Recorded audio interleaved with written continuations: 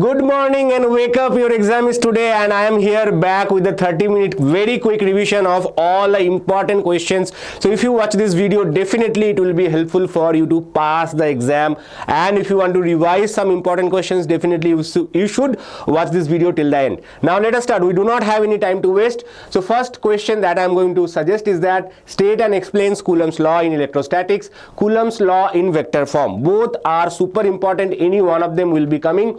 So Coulomb's law statement, Coulomb law states that electrostatic force between 2 point charges is directly proportional to the product of magnitude of the two charges and inversely proportional to the square of the distance between them. It acts along the line joining the charges.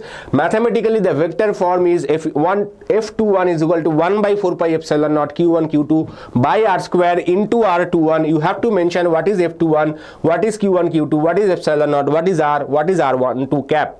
Okay, and this diagram is compulsory for you to get full marks. Okay, for this question the diagram is compulsory. Okay, so this is a very simple diagram. Two charges, you show R21 and you also mention that this is the direction of F21. Okay, so now let's move on to the next question. Write any three properties of electric charge. Super important. Additivity of charges. Charges are additive in nature. Quantization of charges. All charges are integer multiple of smallest charge, small e. Conservation of charges. Total charge in an isolated system is conserved. Next question. Write three properties of electric field lines. Electric field lines may start from positive charge and end at negative charge. Two electric field lines are never intersect each other. Electrostatic field lines do not form any closed loops. Okay, next, what are the factors does the capacitance of a parallel plate capacitor depends? So capacitance of a parallel plate is given by A epsilon naught by D. So it is directly proportional to the area, inversely proportional to the distance between the plates, directly proportional to dielectric constant, and dielectric constant is not shown here, so let us add the dielectric constant as well. Next question, question number 5. Write two properties of equipotential surface. It can be two properties, it can be three properties based on the number of marks. No work is done moving a test charge over an equipotential surface. Electric field is always normal to the equipotential surface at every point. No two equipotential surface can intersect each other. Right? So these are the properties. Next, mention three limitations of Ohm's law. Ohm's law is applicable only if all the physical conditions remain same. Ohm's law is not applicable to a very low and at a very high temperature.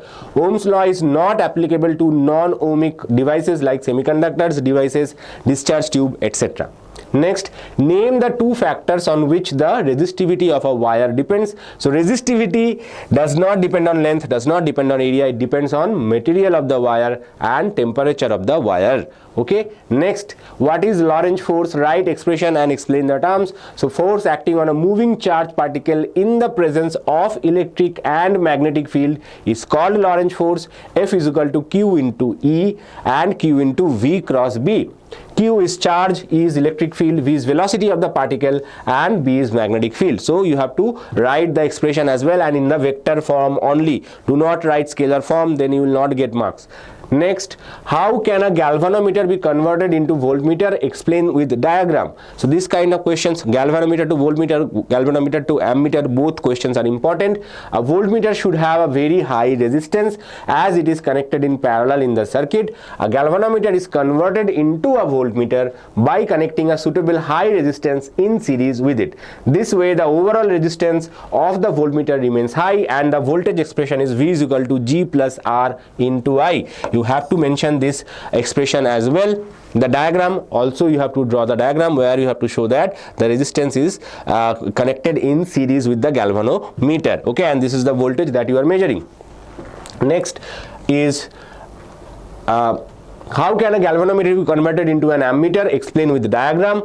An ammeter should have a very low resistance as it is connected in series in the circuit. This is achieved by connecting a suitable low resistance S in parallel called shunt with a galvanometer. This way the overall resistance of the ammeter remains low and the galvanometer is converted into an ammeter. The expression for current you have to write I equals to G plus S divided by S into Ig, and this circuit diagram slightly complicated. So there is a galvanometer and you are connected a shunt with it. Okay, the current, the overall current is capital I. Current through the galvanometer is Ig. Okay, current through the shunt is I minus Ig. So this diagram you also have to draw. Next, obviously, write three differences between diamagnetic, paramagnetic, ferromagnetic material. Now, this question can be asked multiple ways. One of them can be three properties of diamagnetic substances, two properties of paramagnetic substances, or difference between any combination of the difference can be asked as well. So, okay, so if you study one table, you can answer 5 type of different questions that might come from this chapter. So, what are those? Property, magnetic behavior, diamagnetic, these are weakly repelled by magnetic field. Paramagnetic, these are weakly attracted by a magnetic field. Ferromagnetic, these are strongly attracted by magnetic field. Magnetic susceptibility, have a small negative magnetic susceptibility, have a small positive magnetic susceptibility, have a large positive magnetic susceptibility. Okay, effect in a magnetic field, induces the magnetic moment in the opposite direction of the applied field, induces the magnetic moment in the same direction as the applied field, induces a strong magnetic moment in the same direction of the applied field. Now let's move on. Deduce E equals to minus dV by dx, where symbols have their usual meaning, or it might be asked as find the relationship between electric field and electric potential. So first thing, you have to draw the equipotential surfaces like this. Okay, you mention that the potential of this is point A, this is point B. Okay, electric field is pointing from A to B. The distance between A and B is very small, say dx. Okay, potential of this plane is V, potential of this plane is V minus dV. Okay, because it is mentioning dV by dx, so we are using dV dx, not delta. Okay, remember that, do not use delta if it is already asked in the question. So this is the distance dx. Now what? We know that if we take a small charge q, okay, if we take a small test charge q, okay, the work done to bring it from A to B. How to calculate the work done? There are two ways to calculate the work done. One work done is basically W equals to the charge into difference in potential. Difference in potential means final potential V minus dV minus initial potential V. Okay, so this is the work done, that will be minus Q dV. What else? You can also calculate, in terms of electric field. Okay, so that is work done equals to electric force into the displacement. Electric force into the displacement. What is the electric force? Electric force is given by Q into E and into dx. This is the work done. So equation number 1 and equation number 2 both should be equal. So comparing work done from 1 and 2, comparing 1 and 2, we can write that minus Q into dV equals to Q into E into dx. Okay, Q cancels. In bracket you write Q not equals to 0. Okay, therefore E equals to minus dV by dx. Right? So now this derivation is very important this year. Okay, so it is a high chance that this derivation will come, so do practice this. That's why I have done in extensive way. Now next, write the 3 features, properties of nuclear force. Nuclear force is strongest force in nature. It is stronger than the Coulomb force acting between the charges or the gravitational force between the masses. The nuclear force between two nucleons falls rapidly to 0 as their distance is more than few femtometers. The nuclear force between neutron-neutron, proton-neutron and proton-proton is approximately the same. The nuclear force does not depend on the type of the charge.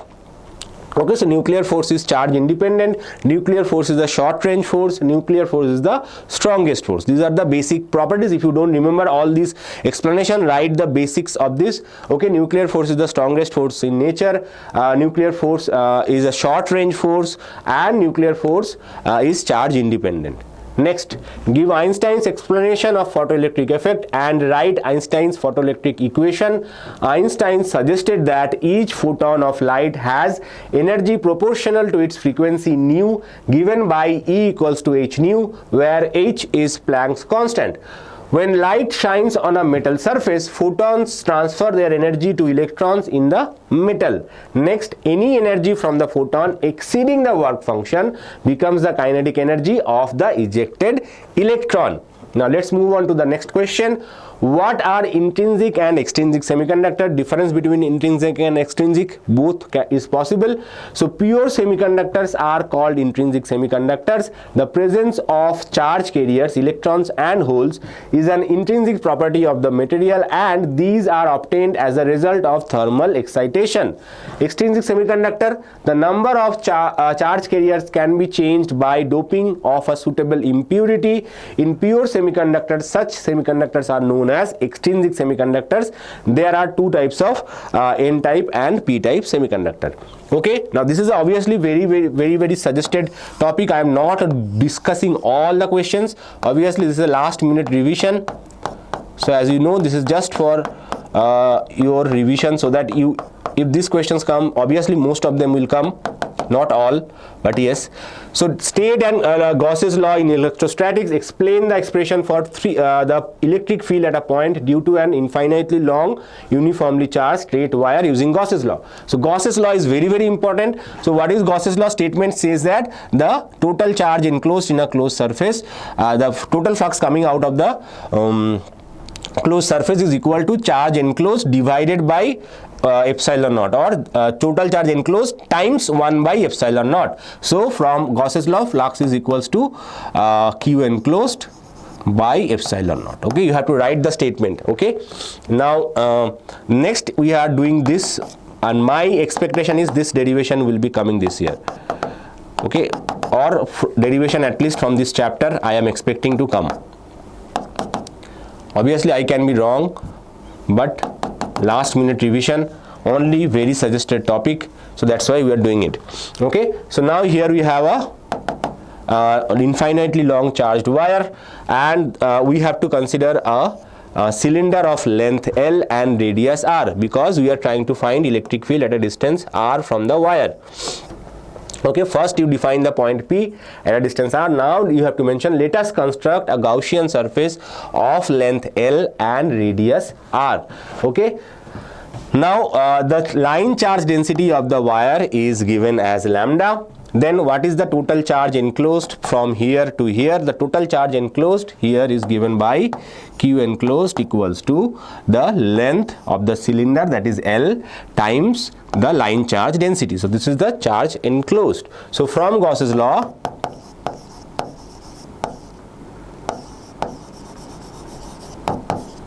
please do explain the diagram. Okay, please do explain the diagram. Okay, so from Gauss's law we can write that phi equals to close integral E dot ds. This is the definition of electric flux, and from Gauss's law this can be written as Q enclosed by epsilon naught, that is lambda into L divided by epsilon naught. Okay, due to symmetry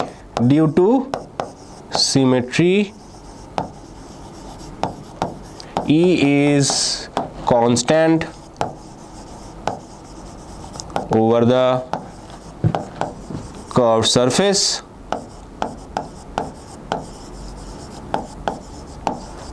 Therefore E close integral ds s equals to lambda L into epsilon naught. Here you do one thing, you mention that electric field here and here are 0. Okay, these two surfaces, that's why we are not considering electric field is only there on the curved surface. These two flat surfaces, electric field will be 0. Just mention in the diagram, that will be sufficient. Now what is the area of the curved surface of a cylinder? Area of the curved surface is 2 pi small r L. Okay, 2 pi small r L is the curved surface area, that is equals to lambda L by epsilon naught, or L cancels, we get E equals to 1 by 2 pi epsilon naught lambda upon r, or E equals to 1 by 4 pi epsilon naught 2 lambda upon r. Okay, this is the expression for electric field due to a straight wire. Next, arrive at the balanced condition of Wheatstone bridge using Kirchhoff's rules. So Kirchhoff's rule is also very, very important. Here you have to draw the diagram.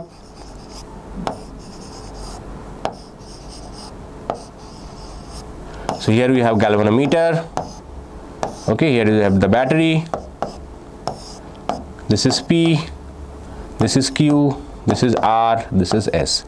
Okay, now the current here say I1, current here say I2, current here say I3, current here say I4, and the current through the galvanometer say IG. Okay, now here for balanced condition,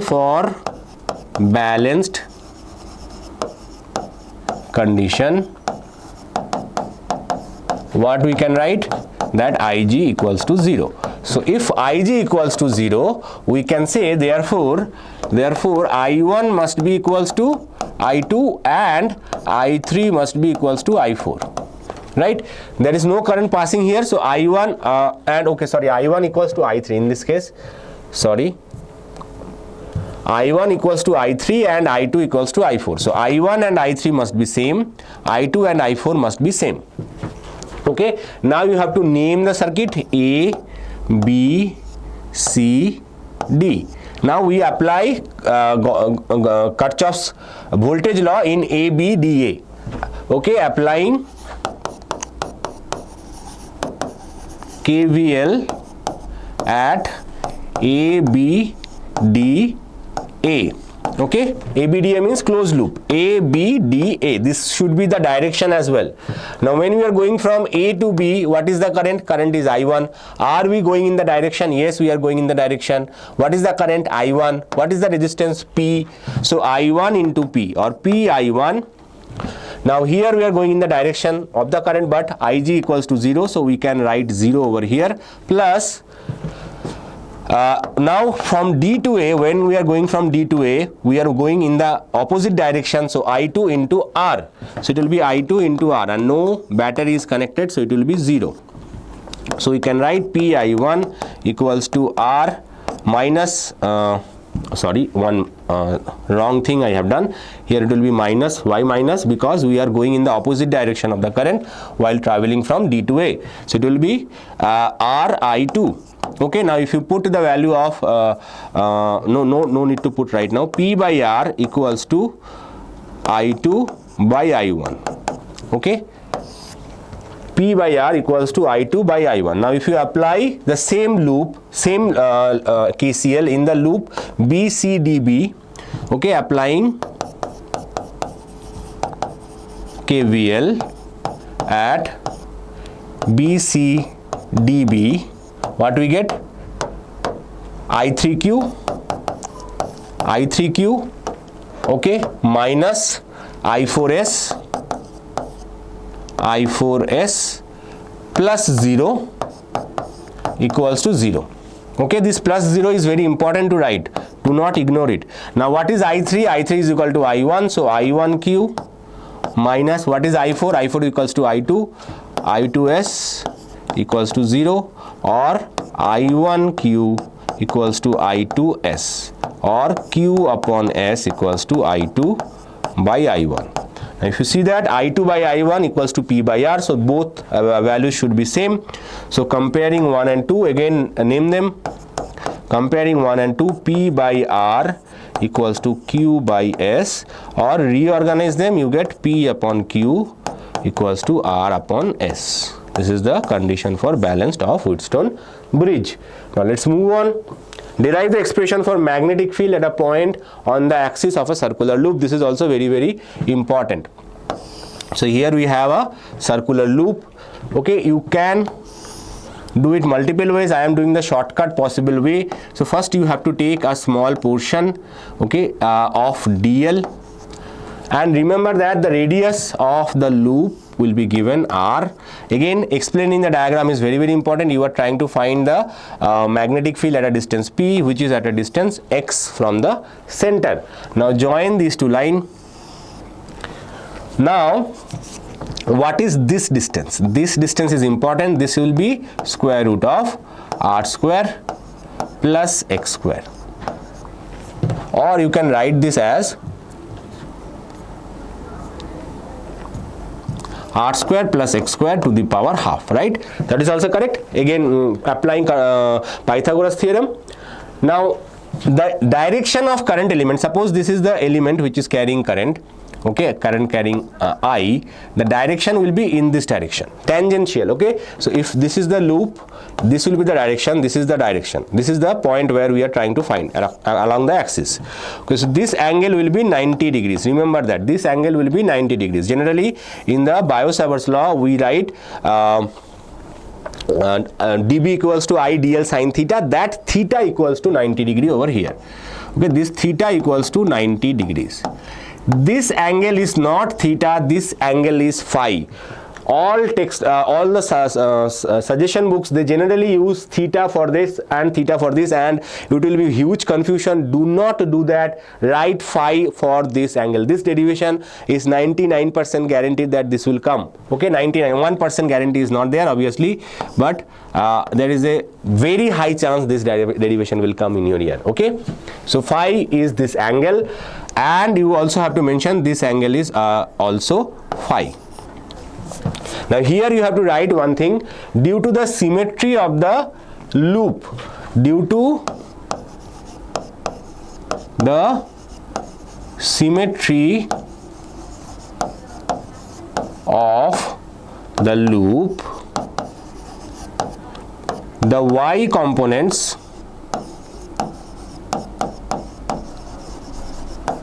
will cancel and only the x component of the magnetic field will be there, right? Now what is the x component? So first of all let us write the magnetic field. So dB equals to mu naught by 4 pi I dl sine theta is 1, okay, because theta is 90 degrees, so sine theta is 1, so I dl divided by r square. Okay, this is the r, this is the r. We are not putting the value yet, we will do that last case. So this is the magnetic field from Biot-Savart's law. Okay, you have to mention from Biot-Savart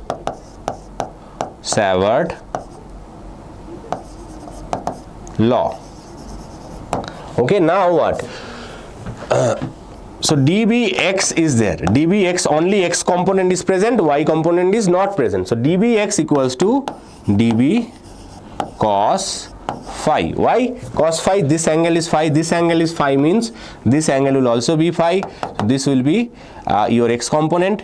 This is x axis, this is y axis. Y component will be cancelled. If you want to understand right now, if you take a diametrical opposite point, if the y component is here, for this there will be a y component in the opposite case, so y components will cancel each other. Okay, you don't need to write all the detail, but if you mention this much, that symmetry, because of symmetry, y component will not be present, but x component will be present there. Okay, so dBx equals to dB cos phi. Now what? We know what is dB. Mu naught by 4 pi I dl divided by r square into cos phi. What is cos phi? Cos phi is base divided by hypotenuse, that is r divided by small r. Okay, so we can write mu naught by 4 pi I r by r cube into dl. Now it's time for us to do the integration to find the total magnetic field. Bx integration dBx, close integration, because we are doing the closed circle. Okay, so it will be now mu naught by 4 pi is constant. Okay, I for given circuit is constant, radius is constant, even this small r is also constant. Only thing that is changing is this dl, and if you take small dls along the circle, okay, what you will get? You will get the circumference of the circle. You will get the circumference of the circle. So bx equals to mu naught by 4 pi IR by R cube into 2 pi R. Okay, so 2 pi 4 pi cancels and you get this as mu naught by 2 IR square by R cube. Now it's time for us to put this value, so we get Bx equals to mu naught by 2 IR square divided by R square plus X square to the power 3 by 2. Easy derivation, just require little bit of practice. Okay, watch this, and that's why I have answered it in detail so that you don't miss out on this, and you should score 5 out of 5 if this derivation comes in your exam. Next, obviously the two most common question, half wave and full wave rectifier. What is a rectifier? Explain the working of a full wave rectifier. A rectifier is an electronic device that converts alternating current into direct current.